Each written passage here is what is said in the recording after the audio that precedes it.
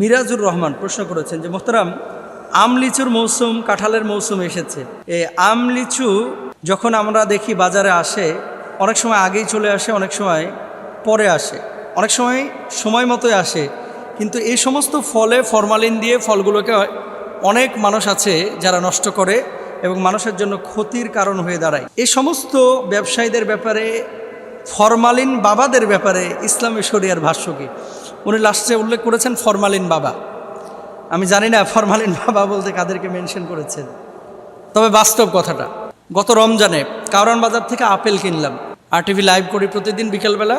তা আপেল কিনে নিয়ে গিয়ে একটা আপেল ফ্রিজের ওপরে, ফ্রিজের ভেতরে না, থেকে গেছিল। তো আমি হিসাব করে দেখলাম 19 দিন হয়ে গেছে, আপেল পচে না। বাইরে এই গরমের সময় ছোট্ট একটা আপেল 19 দিনেও কি হচ্ছে না, মানে লাশ পচে যাবে মাগার আপেল পচবে না, শরীর পচে যাবে, আম পচবে না। অনেক সময় এই যে আম কিনে নিয়ে যাবেন এখন, যার পরে দেখবেন ওই বুড়া মানুষের গাল যেমন জড়ো জড়ো হয়ে যায় 100 বছর পরে, বৃদ্ধ মানুষের আমের চামড়া এরকম জড়ো জড়ো হয়ে গেছে, পচে না। কারণ কি? ফরমালিন বাবারা এর ওপরে এমন অত্যাচার করেছে, ওরা যদি 1 বছর হায়াত দেওয়া হয় তারপরে মনে হয় পচবে না। এই ফেরাউনের লাশ কেন পচে না? পিরামিডের মধ্যে যে লাশগুলো পেয়েছে মিশর, এই লাশগুলো কেন পচে নাই জানেন? মূলত এই ফরমালিনের খেলা, মেডিসিনের খেলা। এমন কিছু মেডিসিন আছে যে মেডিসিনগুলোর কারণে এই লাশগুলো কি হয় নাই, পচে নাই, মমি করে রেখেছে। ইউটিউবে দেখেন কিভাবে মমি করে ওরা। তো এখন আমের ওপরে যদি আপনি এরকম মমি করেন, কাঁঠালের ওপরে দেখতে মাশাআল্লাহ এত সুন্দর চেহারা, একেবারে মনে করেন বিশ্ব সুন্দরীর মতো চেহারা আমের। কাঁঠালগুলো দেখতে মনে হয় যে মাশাআল্লাহ কি ফিটফাট, লাথায়া উষ্টায় পিডায়া পাকাইছে। এরপরে মনে করেন খুলে ভেতরে দেখতেছেন মেসাকার অবস্থা, সদরঘাট হয়ে রয়েছে। আমি যে কথাটা বলতে যাচ্ছি, একজনকে যদি আপনি গুলি করেন বুকের উপরে, সে মানুষটা মারা যাবে, তাই না?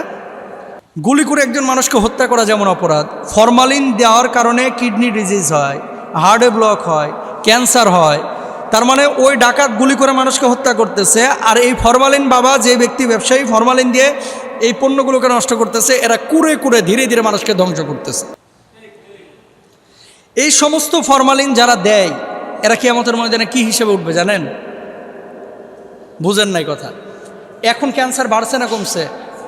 বাড়ছে। শারীরিক রোগ এটা বেড়েছে না কমেছে? বেড়েছে।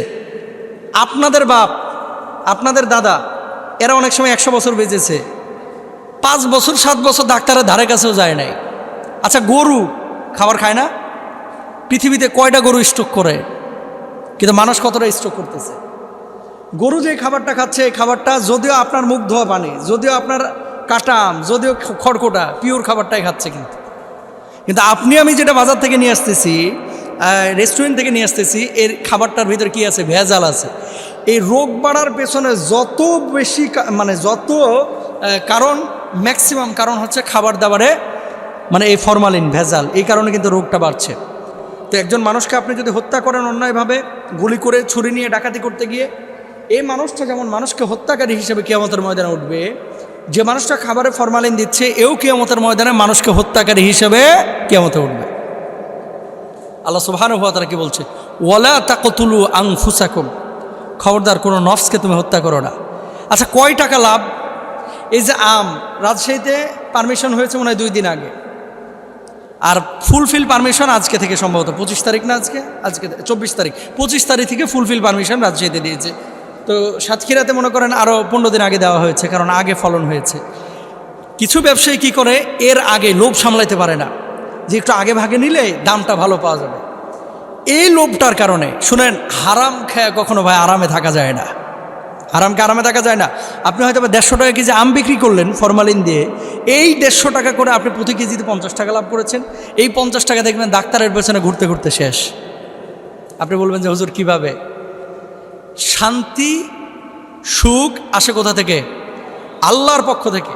তা আপনি যখন এইভাবে হারাম খাবেন, হারাম খেয়ে আপনি আরামে থাকবেন, এটা মাথা থেকে ফেলে দেন। সম্ভব না ভাই, আপনি লিখে নিয়ে যান। সুতরাং ফরমালিন যারা দেয়, এরা সমাজের দুশ্মন, এরা ইসলামের দুশ্মন, এরা মানুষের মনুষ্যত্বের দুশ্মন। আল্লাহ সুবহানাহু ওয়া তাআলা রাসূল কি বলছেন খেয়াল করেন?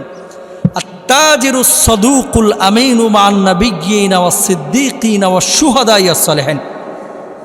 যারা সৎ ব্যবসায়ী, এরা হাসর নাসর এদের হবে, নবীদের সাথে, সালেহিন ব্যক্তিদের সাথে, শহীদদের সঙ্গে। সুবহানাল্লাহ জোরে বলেন। আর যারা খারাপ ব্যবসায়ী, এদের এদের এই হাসর হবে কাদের সাথে? কাফের বেঈমানদের সাথে। সুতরাং আল্লাহ সুবহানাহু ওয়া তাআলা আমাদেরকে তৌফিক দান করুন। সবাই বলেন আমিন। আসসালামু আলাইকুম।